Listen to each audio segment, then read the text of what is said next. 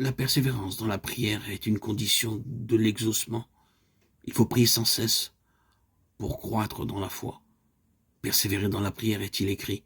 Persévérer dans la prière, veillez-y avec action de grâce. Romains 12, Colossiens 4, 2. Pierre exhorte les croyants en ces termes.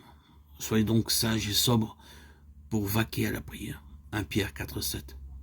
Paul leur dit, en toute chose, faites connaître vos besoins à Dieu par des prières et des supplications avec des actions de grâce. Philippiens 4, 6.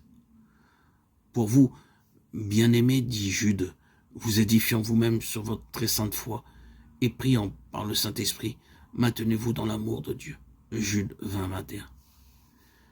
La prière constante est une union ininterrompue de l'âme avec le Seigneur, de sorte que la vie de Dieu nous est communiquée et que notre vie rejaillisse vers lui, la pureté et la sainteté.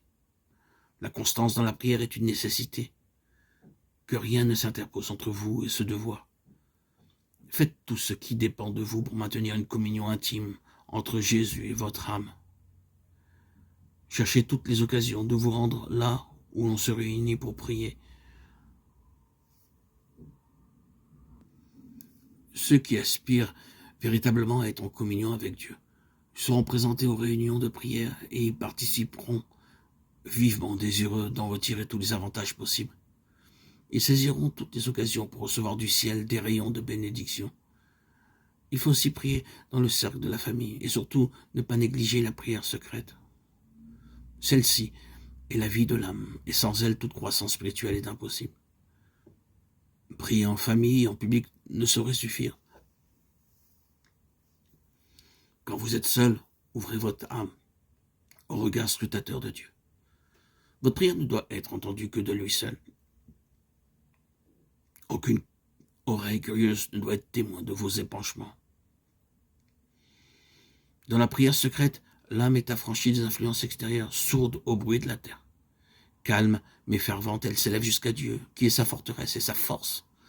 Une influence douce et durable émanera de celui qui exauce les prières faites en secret et dont l'oreille est ouverte aux requêtes de nos cœurs. Par une foi calme et simple, l'âme s'entretient avec le Seigneur et se fortifie pour la lutte contre Satan. Priez dans votre chambre, mais élevez aussi vos cœurs vers le ciel, tout en vaquant à vos occupations de chaque jour. C'est ainsi qu'Enoch marchait avec Dieu. La prière silencieuse montant comme un précieux encens jusqu'au trône de la grâce rend l'âme invincible.